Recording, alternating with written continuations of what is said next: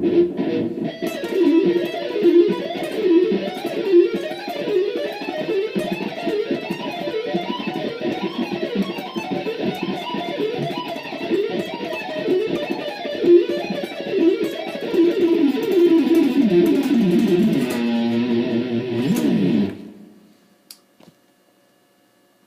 guys, yeah, just carrying on from yesterday's lesson, or was it the day before? I can't remember now.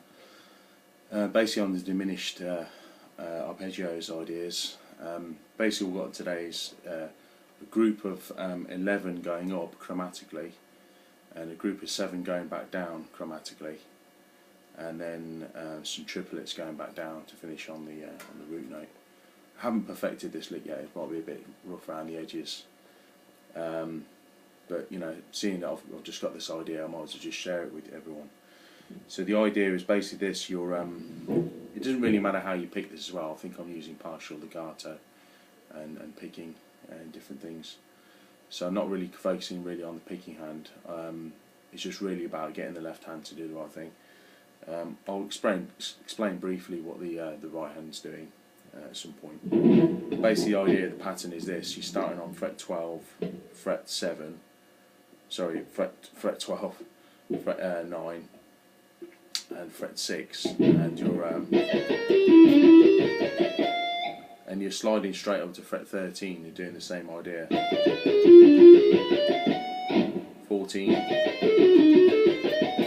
15, 16, 17, 18, 19, 20, 21, sort of thing like that.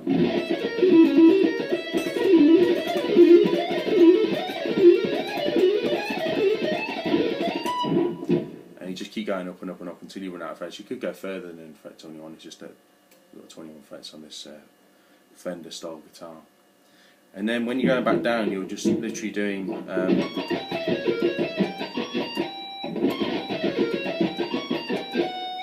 so you're going 1, 2, 3, 4, 5, 6, 7, 1, 2, 3, 4, 5, 6, 7, and then doing the same thing again.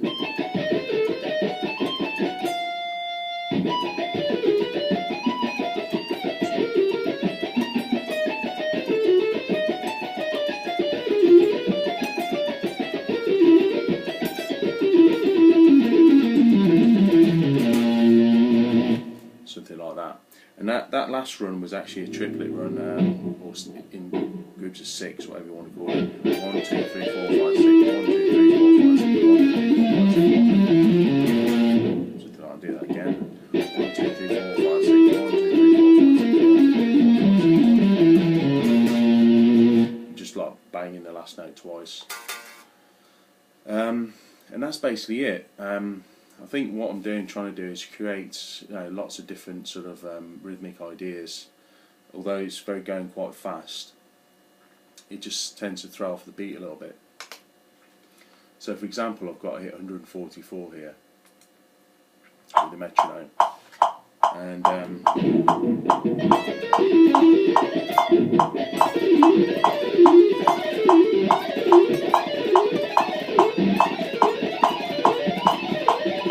try that again.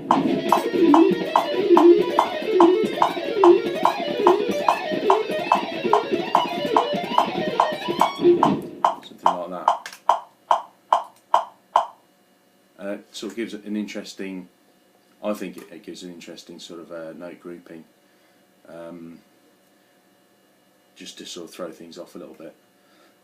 Just something I've experimented with. I know there's a guitar player called Jeff Loomis who is an incredible player, and there's a song of his called Miles and Machines, which I'm sure most of you metal guys have heard, and he uses a similar sort of idea in the intro. Dan asked me to play the intro because it's just ridiculous. There's quite a few guitar players who can do it, but I haven't really had a go at doing it, but I'd imagine it'd take me quite a few months to work it out. But the cool thing I've heard him do is in the intro he does this chromatic thing where he's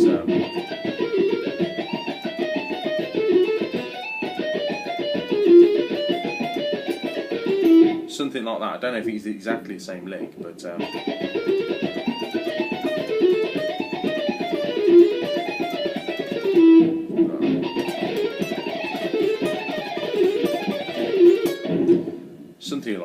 anyway, and don't quote me on that. I don't know if he's doing exactly the same pattern, but it just creates an interesting, as Sean Lane would say, an outside sound. You know, it will sound a bit strange over. You know, you could use a bunch of power chords over it.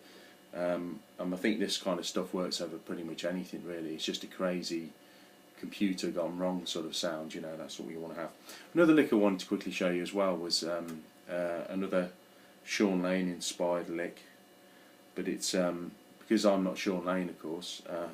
I'm having to cheat a little bit on this idea, and it's something he does on one of his live solos. It's I can't remember, I think it was at the Musicians Institute over in Los Angeles. He played this incredible, you know, free time solo. I think the drummer joined him for the first part of it, but if you can get to check it out on YouTube, I'd urge you to have a look at it. It's just unbelievable, the speed he goes at.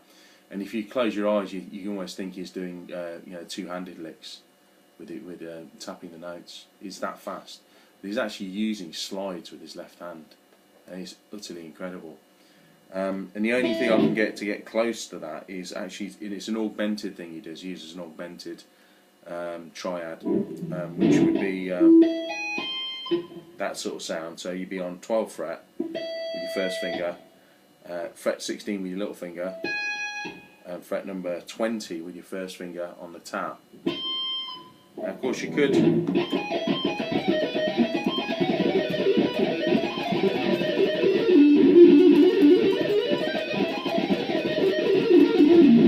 all that sort of stuff, but I mean, I just find that quite hard to do. I think it can, for me, sound quite messy, so I, you know.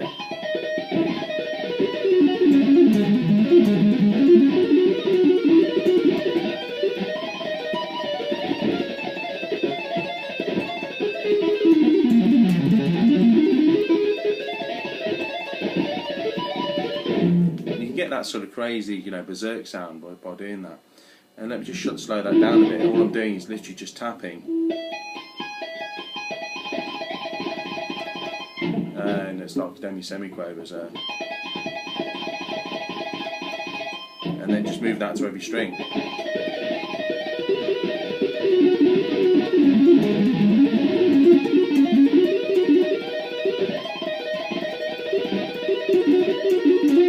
And then you could double up the tapping like Van Halen used to do with the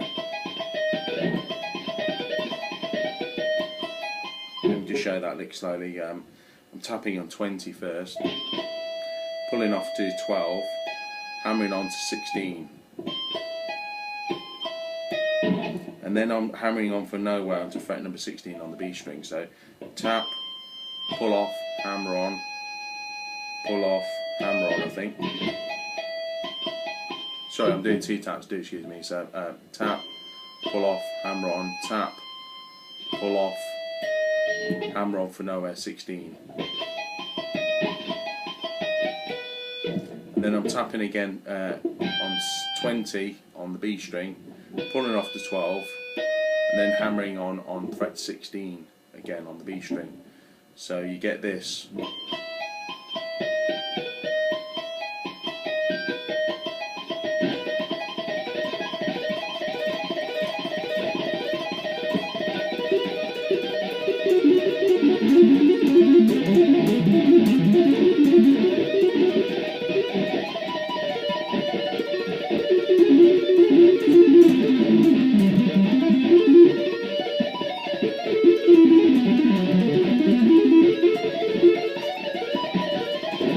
You could just screw around with that and just move it to different places.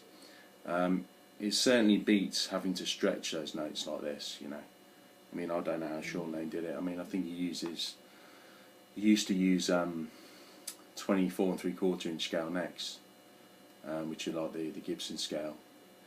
Whereas with the Fender scale here, obviously the scale's longer, so the frets are slightly wider apart. Anyway, I'm not trying to make excuses up. I'm sure that, you know, Alan Holdsworth, he does incredible things. Some of his early footage, Holdsworth playing, he uses Stratocasters, and his stretches are still insane. So it's probably just down to me, really, just not doing enough of this sort of stuff. But there we go. You know, that's a cool lick there. You can use it, you know, or, you know, you can do whatever you want with it. So you could also do that with the diminished as well. The diminished would just be a fret back, so you go 12, 15, and then it'll be there again. So instead of being there, you'd actually be 2 frets down from the first augmented tap here. So you'd be on 12, 15, 16, 17, 18, 12, 15, 18.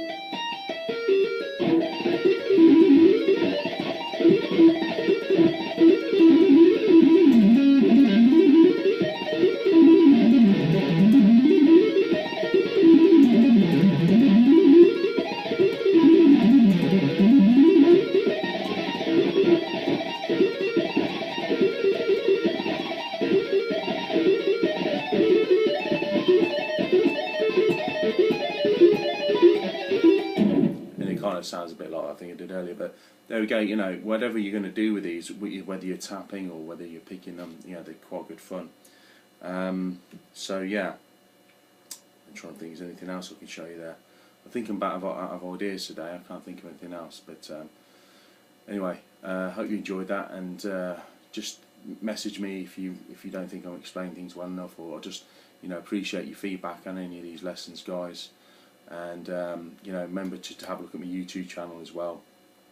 Just set up a new YouTube channel and just put some more videos on there, because my old one wasn't very good. It was a bit messed up, so I've just started to upload my videos onto there fresh. And anyway, have a look at it, see if you like it, and see you guys later. Okay, thanks for listening. Cheers. Bye.